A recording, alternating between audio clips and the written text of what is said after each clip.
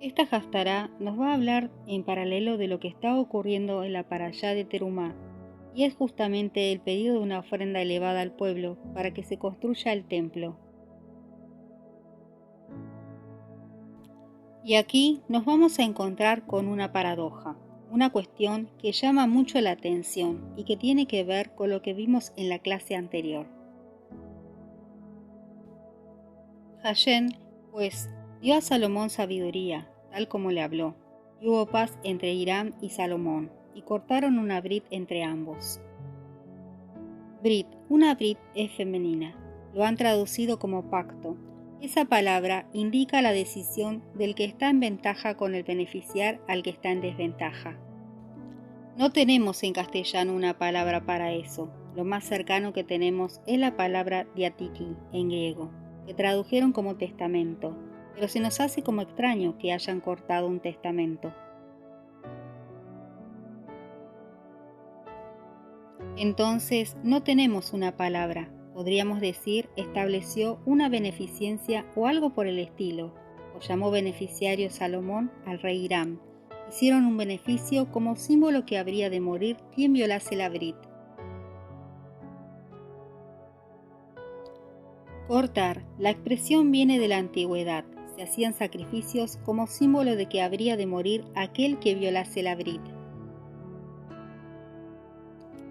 En este caso es que Hashem por eso dio también una brit, de tal manera de que él ofreció además un sacrificio, como dar a entender de que él iba a asegurar hasta el final el cumplimiento de su palabra. E hizo subir el rey Salomón leva en todo Israel, y la leva fue de 30.000 hombres. Leva, tributo en hebreo, sale la palabra más, significa impuesto. La terumá que Moisés pide en el desierto es voluntaria. Una de las palabras que se suelen traducir más como ofrenda es la palabra minjá, y minjá tiene una base netamente que era de harina. Se tomaba un puñado de harina y se le agregaba aceite, y se le agregaba olíbano, que es una sustancia aromática, y con eso se podía hacer desde cruda matzá y hacer jalot.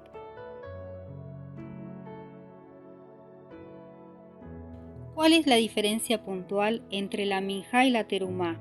La terumá es una contribución, significa que vas a recibir directamente o indirectamente un beneficio a cambio, entonces se llama contribución. Es como un punto de partida entre una palabra y la otra, porque la minjá era hacia ti, dar un regalo, en cambio la terumá es algo que te han pedido y que tú tienes bien a darlos, porque de repente vas a ver que va a haber un beneficio de otra manera. Y la otra palabra es más, que es un impuesto, y también se utiliza la palabra tenufá para ofrenda. Sí que tenía que ver con que se mecía lo que se llevaba. Es el hecho de mecerlas nada más, no se podía establecer si era una terumá o si era una minjá. Eso se establecía después. E hizo subir el rey Salomón un impuesto en todo Israel, y la leva fue de 30.000 hombres. Era como un servicio militar obligatorio, una carga, una imposición, los cuales enviaba al Líbano, Lebanón a 10.000, cada mes por turno, viniendo así a estar un mes en el Líbano y 2 meses en sus casas, y Adoniram estaba encargado de aquella leva. Lebanón queda fuera de los límites de Israel, al norte. Siria está por encima del Líbano, y al lado queda Israel. Entonces el Líbano queda en esta zona, y así se ubican las ciudades de Tiro y Sidón. El límite de Israel al norte era el río Litani, y el Líbano no era parte de Israel. O sea, ese territorio no se lo dio Dios a Israel. El río Litani es el río natural que pasa por allí.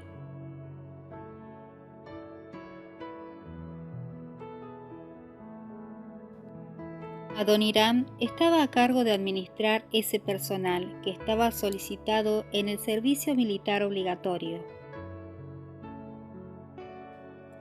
Tenía también Salomón 70.000 que llevaban las cargas y 80.000 cortadores en el monte, sin los principales oficiales de Salomón que estaban sobre la obra, 3.300, los cuales tenían a cargo el pueblo que hacía la obra. Y mandó el rey que trajesen piedras grandes, piedras costosas, para los cimientos de la casa, y piedras labradas. Y los albañiles de Salomón, y los de Hiram, y los hombres de Gebal, cortaron y prepararon la madera y la cantería para labrar la casa. Cortador, puede ser de árbol o de piedra. Hombres de Gebal, del límite de Israel. Estamos hablando de piedras y maderos. Los cedros del Líbano son de las montañas del norte de Israel, que tenía límite con el Líbano, y ahí van a cortar las maderas y hacerlas bajar hasta Jerusalén. Una de las posibilidades era que las traían desde el mar y meterlos por el puerto de Cesarea, o podía ser por el norte y bajar por el río. La ruta no está descrita, pero la lógica nos dice. Estamos viendo que inicia diciendo que le había dado Dios sabiduría a Salomón, y esa sabiduría estaba orientada a la edificación de la casa de Hashem. Y esto nos lleva justamente a un hecho que hay que enfatizar siempre. Al igual que el tabernáculo, cada detalle, cada diseño fue de parte de Dios. Bezalel y Aholiab, y ni siquiera fueron ellos los que lo hicieron. Fue la sabiduría de Dios que los llenó a ellos para hacer. Ahí no hubo creatividad humana. Y aquí le está dando sabiduría a Salomón. Y Salomón mandó a buscar piedras y las maderas, pero toda la logística la está ordenando Dios. Visto todo esto, se está fundando la casa, y esto dice algo tremendamente sobre Mashiach, porque acuérdense que la analogía la hace siempre el Evangelio con respecto a nosotros. ¿Quién dice que es el fundamento de la iglesia o de la congregación de Israel?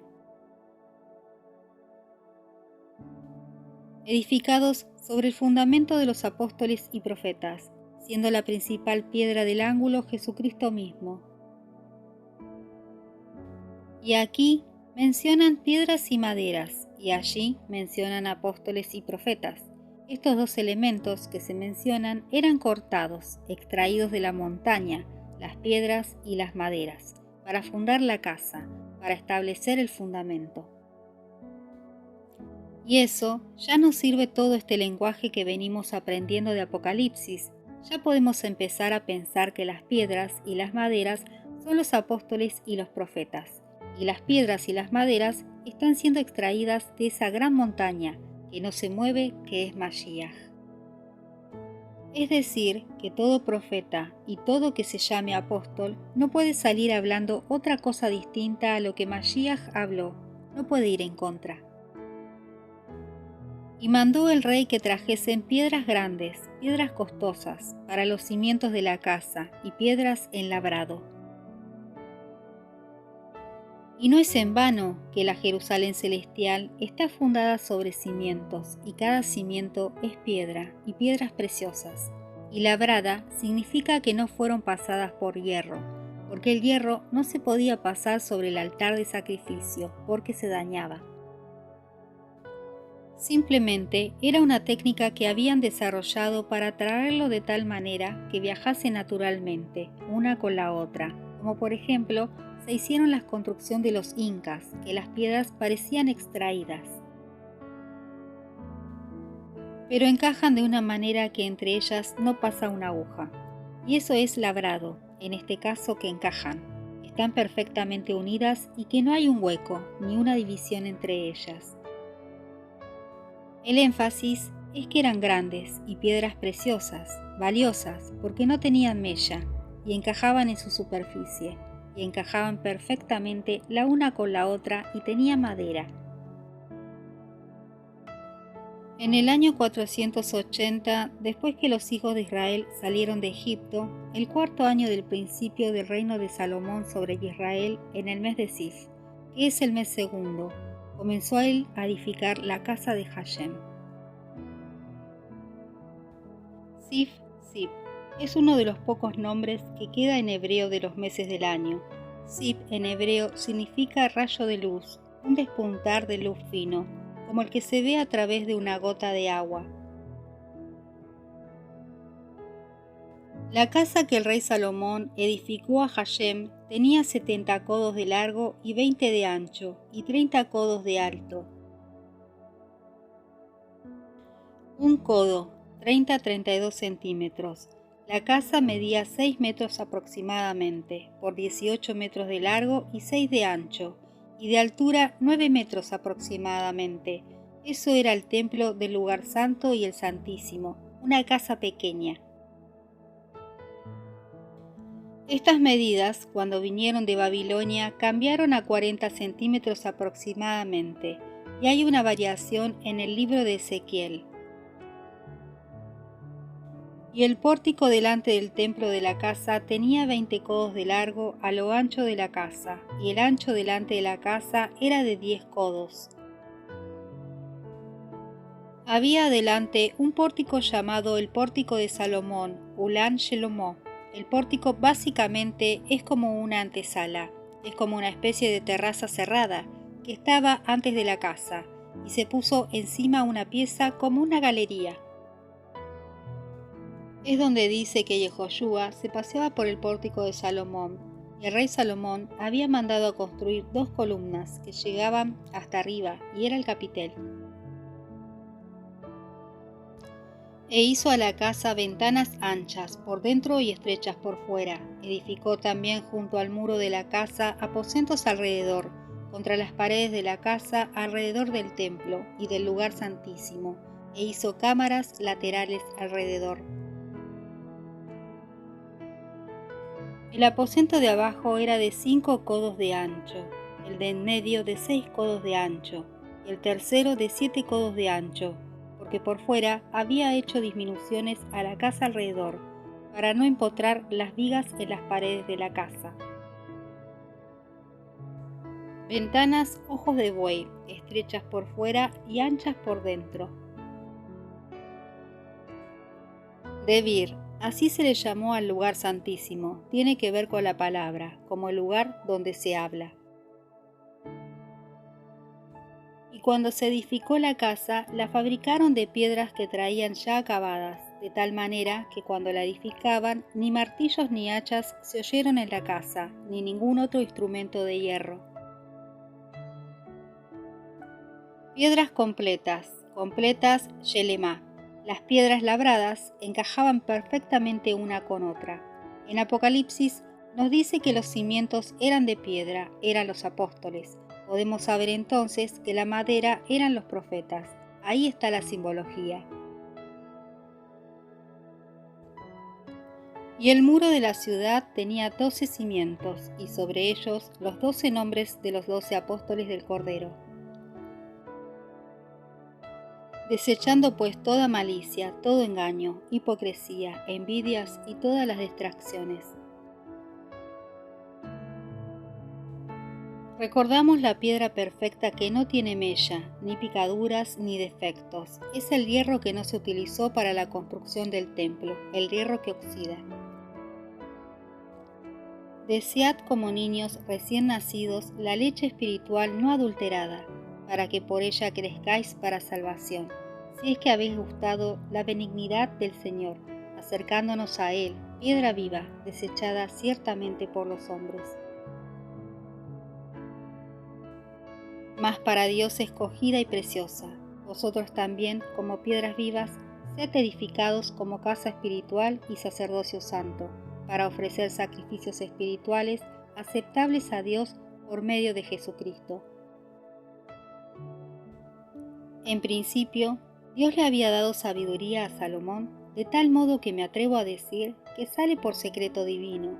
Supo cómo cortar esas piedras, porque es el poder de Dios el que nos va a tallar a nosotros, para que encajemos de una manera tan perfecta. Y seamos modificados como una casa en la que no hay presencia de hierro. ¿Qué dice la Torá del hierro? ¿Por qué Hashem prohibió utilizar el hierro en la Torá para edificar? Como decían los rabinos, el hierro es el metal que se hizo para quitar la vida, mientras que la función de la casa fue para preservar la vida.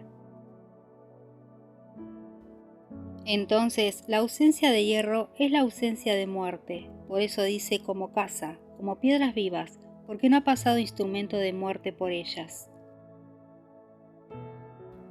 ¿Y por qué dice la carta de Jacob que la lengua es un elemento que puede causar la muerte, que con la boca a veces maldecimos y con la boca bendecimos? Porque eso es como ponerle a esta piedra un instrumento de hierro. Si tú te consideras piedra viva para edificación de la casa de Hashem, no puedes admitir que pase instrumento en tu vida que equivalga al hierro.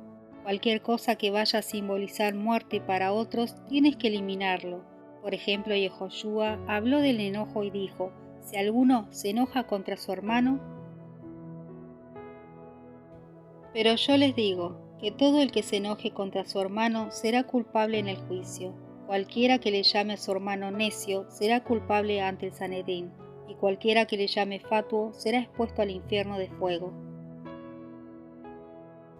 Y en ese enojo le llama vacío o le llama que no tiene sabiduría, que es un bruto, que esto equivale en los evangelios a aquel que no tiene parte en el mundo venidero. Equivale hoy a decirle a un hermano que es un incrédulo, un gentil o un publicano. Sea hermano o no en la fe, no debemos de llamarlo así, porque tú eres piedra perfecta. No debemos actuar en función de quien está enfrente de nosotros. Entonces Jesús le dijo, vuelve tu espada a su lugar, porque todos los que tomen espada, a espada perecerán. Siempre en la conciencia del pueblo hebreo, el hierro ha estado asociado con la muerte, y por eso los rabinos del Talmud decían que el hierro se hizo para acabar con la vida, mientras que el altar se hizo para preservar la vida. Y si tú vas hacia atrás, eso es descendientes de Caín. Y si me hicieres altar de piedras, no labres la cantería, porque si alzares herramienta sobre él, lo profanarás. El hierro representa la muerte. Son los descendientes de Caín que terminan siendo forjadores de hierro, como un símbolo, un ícono, de la diferencia con la descendencia de Set, que fue la que llevó el mensaje divino. Yehoshua HaMashiach es quien nos cortó y el que nos sigue cortando y tallando y encajando. Las piedras eran sacadas de la montaña, de la misma extracción somos sacados. El que hace la distinción en nosotros del resto de la montaña es Mashiach.